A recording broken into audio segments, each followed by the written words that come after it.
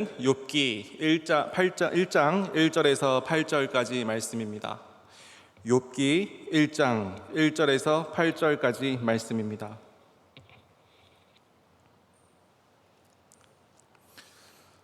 제가 읽고 마지막 절 합독하도록 하겠습니다. 우스 땅에 욥이라 불리는 사람이 있었는데 그 사람은 온전하고 정직하여 하나님을 경외하며 악에서 떠난 자더라. 그에게 아들 7과 딸 3이 태어나니라. 그의 소유물은 양이 7,000마리요 낙차가 3,000마리요 소가 500결이요 암나귀가 500마리며 종도 많이 있었으니 이 사람은 동방 사람 중에 가장 훌륭한 자라. 그의 아들들이 자기 생일에 각각 자기의 집에서 잔치를 베풀고 그의 누이 3명도 청하여 함께 먹고 마시더라. 그들이 차례대로 잔치를 끝내면 욥이 그들을 불러다가 성결하게 하되 아침에 일어나서 그들의 명수대로 번제를 드렸으니 이는 욥이 말하기를 혹시 내 아들들이 죄를 범하여 마음으로 하나님을 욕되게 하였을까 함이라. 욥의 행위가 항상 이러하였더라. 하루는 하나님의 아들들이 와서 여호와의 앞에 섰고 사탄도 그들 가운데 온지라. 여호와께서 사탄에게 이르시되 내가 어디서 왔느냐? 사탄이 여호와께 대답하여 이르되 땅을 두루 돌아 여기저기 다녀왔나이다. 우리 마지막 절 다 같이 읽겠습니다. 여호와께서 사탄에게 이르시되 내가 내 종 욥을 주의하여 보았느냐? 그와 같이 온전하고 정직하여 하나님을 경외하며 악에서 떠난 자는 세상에 없느니라. 아멘.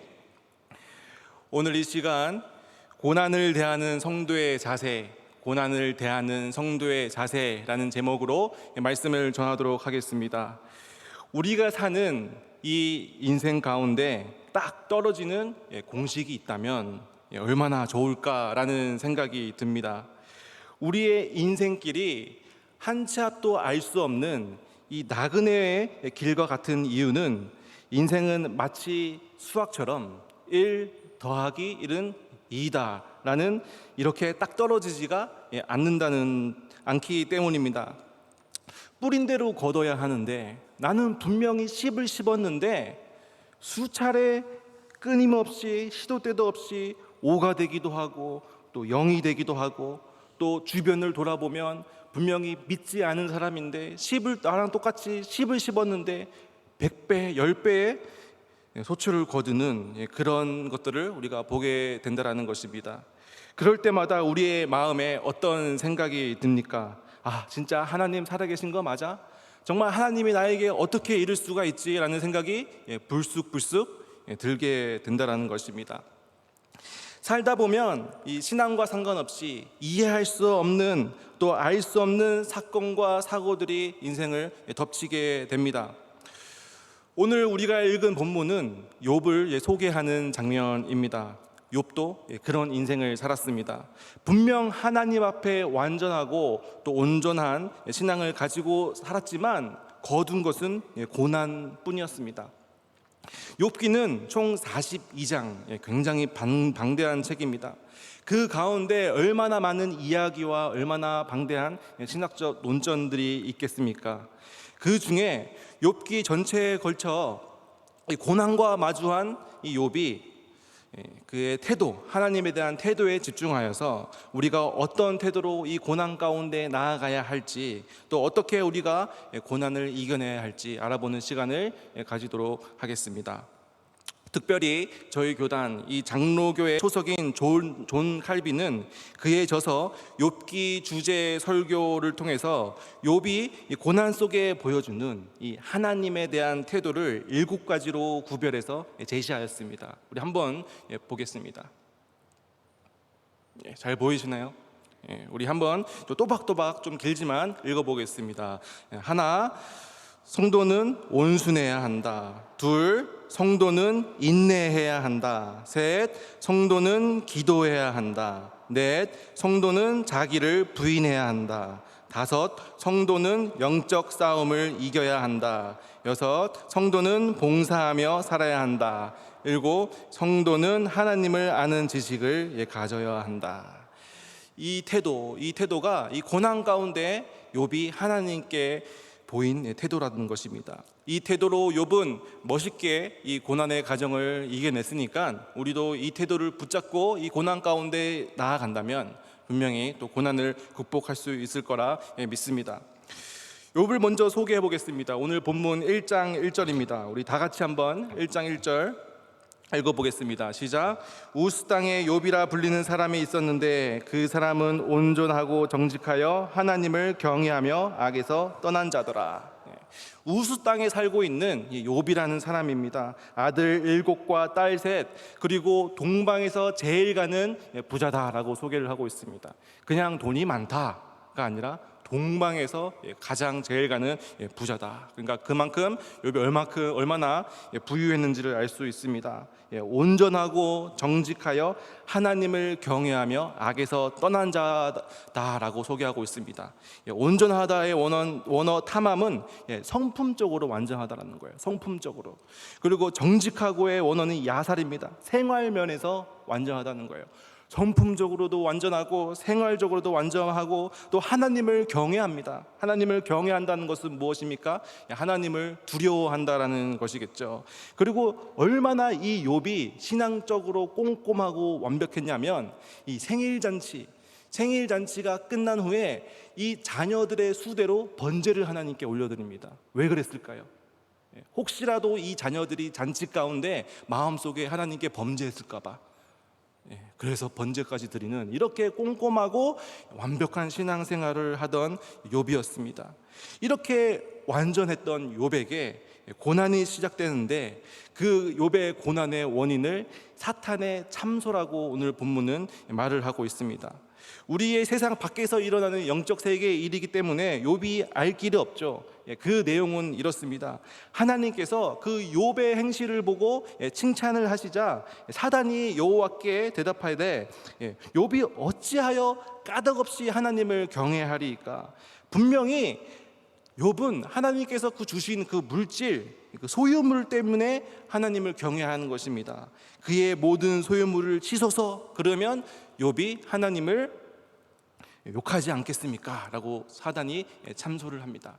그래서 하나님께서 이 사단의 참소를 들으시고 그의 몸에는 손을 대지 말라, 그의 소유물을 다 내게 맡기노라 라고 사단에게 이야기를 합니다. 그래서 욥의 고난이 시작됩니다. 스바 사람이 갑자기 나타나서 칼로 종을 죽였다는 소식을 듣게 됩니다. 그와 동시에 고난은 항상 연속적으로 오는 것 같습니다. 그와 동시에 하늘에 불이 내려서 양과 종들이 다 불타버렸습니다. 또 그가 아직 말하는 동안에 갈대아 사람 세 무리가 나타나서 낙타들에게 달려들었고 뺏었고 또 칼로 종을 죽였습니다. 그리고 더욱더 충격적인 것은 그가 아직 말하는 동안에 주인의 자녀들이 한 곳에 모여서 포도주를 마시고 있는데 바람이 부는 바람에 집이 폭삭 무너져서 당신의 자녀들이 모두 죽었나이다 라고 이 소식을 듣게 됩니다. 엄청난 고난이죠. 보통 사람 같은 경우는 서 있지도 못할, 숨도 쉴 수 없을 만큼 모든 것을 한 번에 잃어버린 욥입니다. 이때 이 고난이 닥쳤을 때, 엄청난 고난이 힘든 순간이 다가왔을 때 이 욥의 행동을 보기를 원합니다. 1장 20절을 다 같이 읽겠습니다. 시작. 욥이 일어나 겉옷을 찢고 머리털을 밀고 땅에 엎드려 예배하며. 뭐 했다고요? 예배했습니다. 욥은 그 고난 가운데 좌절하고 누워있지 않고 바로 하나님께 나와서 예배하였다라는 것입니다. 그래서 첫 번째입니다. 고난 가운데 첫 번째, 성도는 기도해야 된다라는 것입니다. 왜 욥이 이 고난 가운데 예배자리로 나왔을까요? 바로 이 고난을 해결해 줄 수 있는 유일한 분, 단 한 분은 바로 하나님이라는 사실을 욥은 알고 있었기 때문입니다. 믿었기 때문입니다. 우리 어떤 물건이 고장 났을 때 그 물건을 가장 잘 고치는 사람은 누구입니까? 어떤 사람이 그 물건을 가장 잘 고칠까요? 잘 안 들리는데 그 물건을 설계한 사람, 그렇죠? 만든 사람이죠, 그렇죠? 차 엔진이 있다고 생각해 보면 그 엔진이 고장 났을 때 물론 그 정비공도 잘 고치지만 그 엔진을 가장 잘 고친 사람은 그 엔진을 설계한 사람입니다. 우리가 아플 때, 우리가 무너졌을 때, 우리가 외로울 때, 우리가 힘든 가운데 있을 때 우리를 가장 잘 만지고 우리를 가장 잘 고치시는 분은 바로 하나님이시라는 겁니다. 왜냐하면 하나님이 우리를 만드셨기 때문입니다. 하나님이 우리를 창조하셨기 때문입니다. 계속해서 욥은 이렇게 고백합니다. 21절 다 같이 읽겠습니다. 시작. 이르되 내가 모태에서 알몸으로 나왔사온즉 또한 알몸이 그리로 돌아지르다. 주신 이도 여호와시여 거둔 이도 여호와시오니 여호와의 이름이 찬송을 받을지어다 하고, 주신 이도 여호와시오 거두신 이도 여호와시오니 여호와의 이름이 찬송 받으실지어다. 이 찬송의 원어는 테일라입니다. 예배를 의미하기도 합니다. 우리 이사야서 43장 21절을 제가 한번 읽어보겠습니다. 이 백성은 내가 나를 지었나니 나를 찬송하게 하려 합니다. 이 이사야서 43장 21절은 하나님께서 우리를 창조하신 목적에 대해서 이야기하고 있습니다. 하나님께서 우리를 왜 지으셨어요?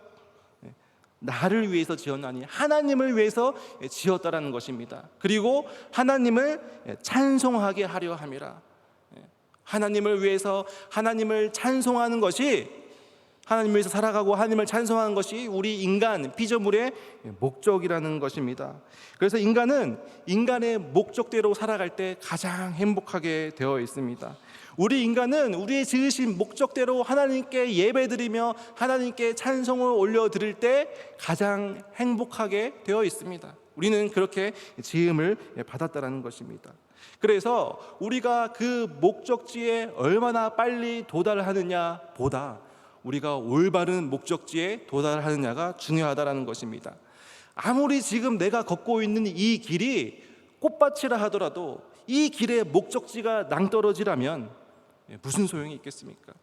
지금 내가 걷고 있는 이 길이 험한 돌짝길이라도 그 목적지가 올바른 목적지라면 우리는 힘들더라도 버티고 갈 수 있다는 것입니다.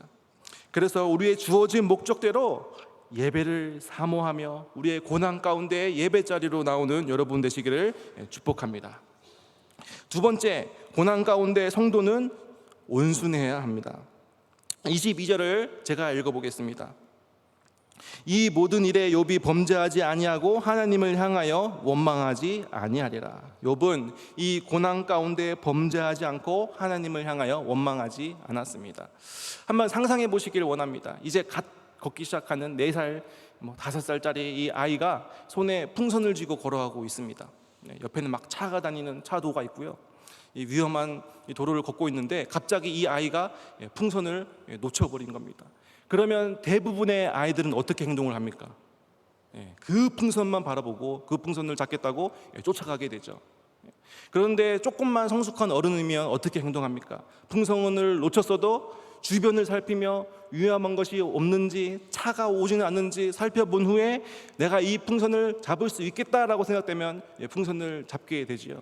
우리 신앙생활도 마찬가지라는 것입니다. 믿음이 없는 자들은 이 고난 가운데 내가 잃어버린 것들, 내가 놓친 것들, 그것에 집중하면서 갈팡질팡하면서 살아가게 된다는 것입니다. 그런데 우리 믿는 자들은 온순한 태도로 이 고난 가운데 하나님 앞에 나아가야 한다는 것입니다. 하나님께서 해결해 주시겠지. 내 힘으로, 내 능력으로는 할 수 없지만 하나님의 능력으로 이 고난을 극복하게 해 주실 거라는 이 믿음으로 온순한 태도로 나아가야 한다는 것입니다. 욥이 이렇게 행동했다는 것입니다. 사단이 두 번째 참소를 합니다. 이 욥이 고난을 해결하기 위해서 온순한 모습을 보이고 또 이 예배자리에 나오는 모습, 이 모습을 보고 하나님께서 이 욥을 다시 한번 칭찬하십니다. 그때 이 사탄이 다시 한번 참소합니다. 그의 육체를 한번 건드려 보시길 바랍니다. 이제 주의 손을 펴서 그의 뼈와 살을 치소서, 그리하면 틀림없이 욥이 하나님을 욕하지 않겠나이까. 욥의 몸을 치게 하게 되는 것을 볼 수 있습니다. 그래서 성경을 보니까 이 사탄이 욥을 쳐서 그의 발바닥에서 머리 정수리까지 종기가 나게 됐다라고 성경은 기록하고 있습니다. 얼마나 끔찍한 고통 가운데 욥이 서 있게 되었겠습니까? 차라리 죽는 것이 나을 만큼 그 날카로운 질그릇 조각, 그것을 가지고 온몸을 긁으며 있는 욥의 모습을 보게 됩니다. 근데 이것보다 더 힘들었던 것은 주변의 싸늘한 시선이었습니다. 깨어진 관계들, 그리고 이 아내의 싸늘한 시선입니다. 이 욥의 아내가 이 욥에게 어떻게 이야기를 하냐면, 당신이 그래도 당신의 온전함을 굳게 지키겠느냐, 하나님을 욕하고 차라리 죽어라 라고 이 아내가 욥에게 얘기하는 장면이 있습니다. 그때 욥은 어떻게 대답하는지 2장 10절을 우리 다 같이 한번 읽어보겠습니다. 시작.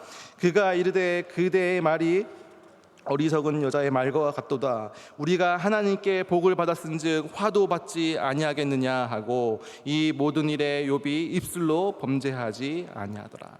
그러한 극강한 고통 가운데, 또 깨어진 이 관계 가운데, 너무나도 힘든 가운데 욥은 인내했습니다. 그래서 세 번째, 고난 가운데 성도는 인내해야 한다라는 것입니다. 욥은 끝까지 인내하며 고난을 견디어냈습니다. 항상 이 끝까지라는 게 어려운 것 같습니다.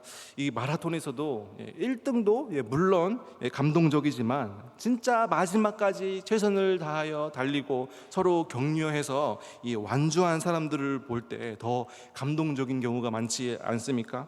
우리도 이 고난, 이 험난한 인생을 인내로 버텨내기를 원합니다.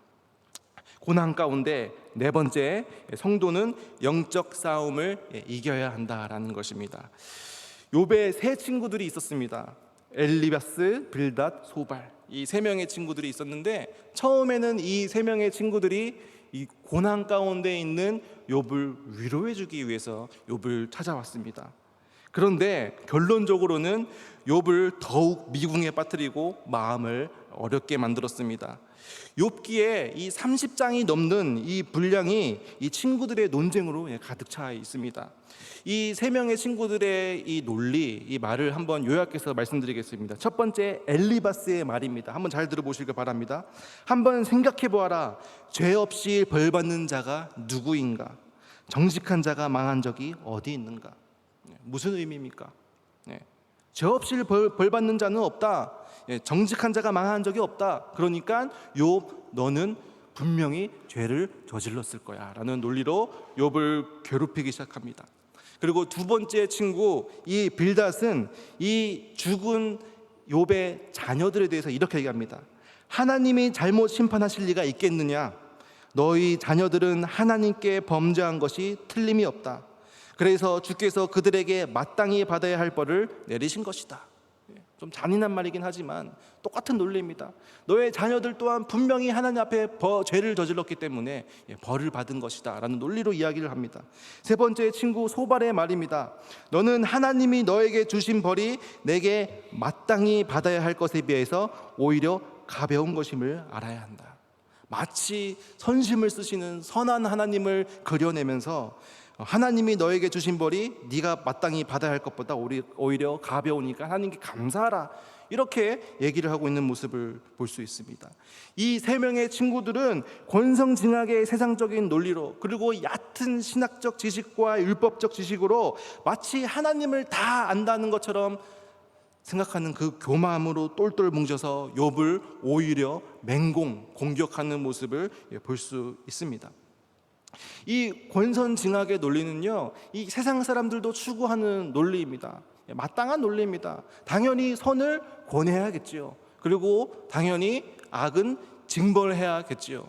그런데 이 세상 사람들이 추구하는 권성징악과 우리 그리스도인들, 우리 믿는 자들이 추구하는 권성징악이 다르다는 것입니다. 왜냐하면 선과 악의 기준이 다르기 때문입니다. 믿지 않는 사람들, 이 세상 사람들에게 선은 무엇입니까? 그 기준이 나입니다. 그 기준이 개인입니다. 나에게 이득이 되는 것, 나에게 유익이 되는 것, 내가 보기에 좋은 것, 착한 것, 이것을 선이라고 얘기합니다. 그리고 나에게 피해를 주고 나에게 도움이 되지 않는 것을 악이라고 말을 하죠. 그래서 어떤 사람에게는 선이지만 그것이 다른 사람에게는 악이 될 수도 있습니다. 굉장히 상대적인 논리입니다. 그런데 이 믿는 사람에게는 선과 악의 기준이 확실합니다. 그 기준이 뭡니까? 바로 여호와 하나님입니다. 선이 뭐냐면 하나님이 좋으신 것, 이것이 선입니다. 내가 잘 되는 것이 아니라 하나님이 잘 되는 것, 이것이 선이고, 악이 무엇입니까? 하나님의 보시기에 좋지 않은 것, 이것이 말씀의 기준으로 그것이 악이라는 것입니다. 아무리 우리의 보기에 좋고 아무리 우리 보기에 선해 보여도 그것이 말씀의 기준에 옳지 않다면 그것은 악이라는 것입니다. 그래서 세상 사람들의 눈에 봤을 때 욥이 받고 있는 이 고난이 징벌로 보이지만 하나님의 입장에서 봤을 때 그 욥의 고난은 욥의 인생 가운데 꼭 필요한 선이라는 것입니다. 그래서 욥의 고난의 원인은 욥의 죄가 아니라 사탄의 참소였습니다. 그래서 우리는 이 고난 가운데 있을 때 이 고난이 영적 싸움임을 알고 기도하면서 담대하게 나가야 할 줄을 믿습니다. 고난 가운데 다섯 번째, 성도는 자기를 부인해야 한다라는 것입니다. 이때도 욥의 친구들의 참석 가운데 끝까지 하나님을 신뢰하며 욥은 이렇게 얘기합니다. 23장 10절 말씀을 우리 다 같이 읽어보겠습니다. 시작. 그러나 내가 가는 길을 그가 아시나니 그가 나를 단련하신 후에는 내가 순금과 같이 나오리라. 내가 앞으로 가도 하나님께서 계시지 아니하시고 뒤로 가도 보이지 않고 내가 왼쪽으로 가도 만날 수 없고 오른쪽으로 봐도 하나님을 볼 수 없지만 저는 끝까지 하나님을 신뢰하며 묵묵히 걸어가겠습니다. 저는 끝까지 하나님을 붙잡겠습니다라는 욥의 고백입니다. 나는 하나님의 계획, 하나님의 섭리, 하나님의 신비를 알 수 없지만 이 시간 내가 순금이 되기 위한, 이 고난의 시간이 내가 순금이 되기 위한 단련되는 시간임을 내가 믿습니다라는 고백입니다. 이 순금을 얻기 위한 이 재련의 과정을 보면 먼저 이 금광석을 잘게 빻아야 합니다. 얼마나 금광석 입장에서는 고통스러운 순간이겠습니까? 잘게 빻은 이 금광석에 수은을 넣으면 이제 우리가 치과에서 볼 수 있는 아말감, 합금 아말감이 됩니다. 그럼 그 아말감을 뜨거운 열기로 가열했을 때 순금을 얻게 됩니다. 그러면 이 순금의 과정을 위해서 잘게 부셔지고 또 뜨겁게 달궈지는 이 재련의 과정이 있어야만 순금으로 나아올 수 있다라는 것입니다. 그래서 이 고난은 나를 단련하는 시간. 우리가 성장통이라는 말이 있죠. 우리가 성장을 하기 위해서는 성장통을 겪습니다. 그래서 욥은 이렇게 고백을 하는 것입니다. 이 자기를 부인하는 것은 무엇입니까? 내 뜻, 내 계획, 내 생각, 이 모든 것을 내가 가지고 살았지만 내가 이 모든 것을 내려놓겠습니다. 내가 이 고난의 시간이 하나님께서 나를 재련시키시고 단련시키시고 훈련시키시는 시간임을 믿고 내가 하나님께 순종하며 나아가겠습니다라는 욥의 고백이라는 것입니다. 우리의 입술 가운데도 이런 고백이 있는 여러분들 되시기를 축복합니다. 이 고난 가운데 여섯 번째, 성도는 하나님을 아는 지식을 가져야 한다라는 것입니다. 드디어 이 마지막 부분에 하나님께서 욥을 만나 주셨습니다. 우리가 한번 상상을 해보면 그 욥, 고난을 견뎌낸 욥에게 하나님께서 뭐라고 처음 말씀하실 것 같나요? 제 생각에는 이렇게 말씀하실 것 같아요. 잘했다 욥, 정말 너가 나를 배신하지 않았구나, 끝까지 잘 믿음으로 견뎠다, 장하다 라고 말씀하실 것 같은데 하나님은 그 욥의 첫 만남에서 오히려 질문을 하십니다. 그래서 우리 40장 6장 7절을 제가 읽어보겠습니다. 6절, 그때 여호와께서 폭풍우 가운데에 욥에게 일러 말씀하시되 너는 대장부처럼 허리를 묶고 내가 내게 묻겠으니 내가 대답할지니라. 하나님께서 질문을 던지시는데 일반적으로 던지지 않으세요. 한번 6절을 보니까 폭풍우 가운데 욥에게 일러 가운데, 하나님께서 욥에게 일러 가운데 이렇게 말씀하시면 되는데 폭풍우 가운데라고 이렇게 강조하고 있습니다. 뭡니까? 아주 중요한 질문이라는 것을 말을 하고 있죠. 7절, 너는 대장부처럼 허리에 묶고, 대장부처럼 허리에 끈을 묶고 너는 내 질문을 잘 들어라 라고 하나님께서 말씀하시죠. 왜 이렇게 말씀하십니까? 너가 감당할 수 없는 놀라운 것을 너가 듣게 될 거니까 잘 준비하고 잘 들어 라고 하나님께서 강조하시는 겁니다. 이렇게 강조를 하시고 하나님께서 어떤 질문을 하시냐, 뭐라고 말씀하시냐, 이렇게 말씀하십니다. 천둥을 봐라, 천둥을 봐. 너 나처럼 천둥 소리 낼 수 있어? 이렇게 하나님께서 욥에게 질문을 하십니다. 베헤못을 봐라. 리워야단을 봐라. 이 베헤못과 리워야단은 오늘날의 무엇인지 정확히는 알 수 없지만 분명한 것은 뭐냐면 바로 지상에서 사는 강력한 동물을 의미합니다. 이 강력한 동물 베헤못과 리워야단을 봐라. 이 동물들 내가 만든 거야 라면서 창조의 하나님이심을 드러내십니다. 그 고난을 견뎌낸 욥에게 하나님께서 다가가셔서 처음 나타내시는 말씀이 바로 나는 창조의 하나님이다. 이것이 너무나도 중요한 사실이라는 것입니다. 하나님을 아는 지식은 바로 하나님은 천지를 창조하시는 분이시다라는 것을 인정하는 사실입니다. 이것을 깨닫는 순간 욥의 신앙의 눈이 달라지기 시작합니다. 이 신앙의 세계라는 것이 내가 누군지, 내가 하나님 아래에서 내가 누군지 깨닫는 것도 하나님의 중요한 목적 가운데 하나이지만 그것보다도 훨씬 더 높은 목적, 하나님의 경영, 하나님의 세계, 하나님의 신비는 하나님이 어떤 분이신지 눈이 열어지는 것이 하나님께서 진짜 우리에게 끌고 가시는 삶의 목적이구나라는 것을 깨닫게 되는 것입니다. 욥이 드디어 하나님의 경영, 하나님의 신비에 눈이 열리게 되었습니다. 그래서 욥의 질문이 바뀌게 됩니다. 여러분, 욥의 입장에서 하나님을 처음 마주했습니다. 그러면 하나님께 뭐라고 얘기하겠습니까? 저는 이렇게 얘기할 것 같아요. 도대체 왜? Why? 왜 나에게 이런 고통이 있는 겁니까? 저는 분명히 하나님을 최선으로 섬기고 온전하게 섬겼는데 왜 나에게 이런 고난이 있는 겁니까? 라고 물을 것 같아요. 그런데 욥은 그렇게 질문하지 않았습니다. 하나님의 신비를 깨닫게 된 욥은 질문이 바뀌게 됩니다. 우리 42장 4절 다 같이 읽겠습니다. 시작. 내가 말하겠사오니 주는 들으시고 내가 묻겠사오니 주여 내게 알게 하옵소서. why가 아니라 how의 질문입니다. how. 주는 들으시고 내가 주께 묻겠사오니 주여 내게 알게 하옵소서. 왜 나에게 이런 고난이 생긴 겁니까가 아니라 내가 알기를 원합니다. 내게 알게 하소서. 내가 앞으로 어떻게 살아가야 합니까? 내가 앞으로 어떻게 하나님을 섬겨야 합니까? 라는 질문이 욥의 입술에서 나왔다라는 것입니다. why가 아니라 how입니다. 하나님은 어떤 분이십니까? 내가 무엇을 해야 합니까? 내가 앞으로 어떻게 하나님을 섬기며 살아가야 합니까?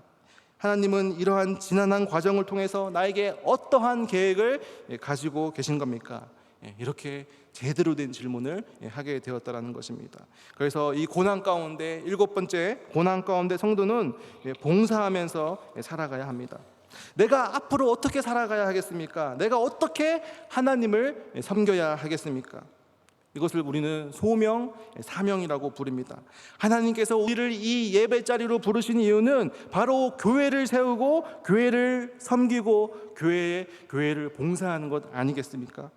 요즘 많이 바쁘고 힘들고 여러 가지 여건으로 교회를 섬기는 것이 부담스럽고 쉽지 않은 것이 사실이지만 그럼에도 불구하고 교회를 섬기고 교회를 세우는 것이 우리의 가야 할 길, 사명이라는 것입니다. 이 율법주의에 붙들려 있던 이 사도 바울, 이 다메섹 도상에서 하나님을 만나고 예수님을 만나고 뭐라고 질문을 했습니까? 첫 번째 질문이 이겁니다. 당신은 누구입니까? 그때 하나님께서 말씀해 주시죠. 네가 핍박하는 예수라.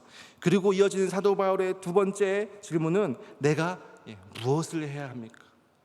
내가 무엇을 해야 하리까? 라는 질문이었습니다. 마지막까지 사도 바울은 교회를 세우고 섬기고 교회를 봉사하는 사명을 끝까지 잘 감당하게 되었습니다. 그래서 우리가 하나님의 아는 지식을 가지고 또 교회를 세우고 봉사하며 나아가는 저희들 되시기를 축복합니다. 이렇게 7가지 태도, 정말 이 고난 가운데 하나님을 향한 이 7가지 태도를 욥이 보였을 때 하나님께 욥은 2배의 축복, 소위의 2배의 축복을 받고 깨어졌던 이웃과의 관계도 회복되고 또 자녀의 복도 얻게 되었습니다. 이것이 바로 성경에서 말하는 권성징악입니다. 그래서 우리가 오늘 나눈 7가지 고난을 대하는 성도의 7자세, 마지막으로 한 번만 읽고 우리 말씀을 마치도록 하겠습니다. 우리 다시 한번 읽어볼까요? 시작. 하나, 성도는 온순해야 한다. 둘, 성도는 인내해야 한다. 셋, 성도는 기도해야 한다. 넷, 성도는 자기를 부인해야 한다. 다섯, 성도는 영적 싸움을 이겨야 한다. 여섯, 성도는 봉사하며 살아야 한다. 일곱, 성도는 하나님을 아는 지식을 가져야 한다. 이 고난 가운데 이러한 태도로 하나님께 나아가 우리 고난을 기쁨으로 바꾸는 여러분 되시기를 축복합니다. 기도하겠습니다. 하나님 감사합니다. 오늘 이 욥의 고난의 과정을 통해서 정말 욥은 이해할 수 없었지만 그 지난한 그 욥의 고난 가운데 하나님을 발견하고 하나님께 나아가는 욥의 태도를 저희들이 볼 수 있었습니다. 정말 저희들이 고난 가운데 있을 때 정말 온순한 마음으로 하나님께 나아가기를 원합니다. 고난 가운데 인내하며 하나님께 나아가기를 원하고, 고난 가운데 기도하며 하나님께 나아가기를 원합니다. 또 고난 가운데 자기를 부인하며 영적 싸움을 이기며, 고난 가운데 봉사하며 하나님을 아는 지식을 가지며 정말 이 고난 가운데 하나님을 발견하고 우리의 인생의 우선순위가 바뀌는 역사를 허락하여 주시옵소서. 이 모든 말씀 예수님의 이름으로 기도드렸습니다. 아멘.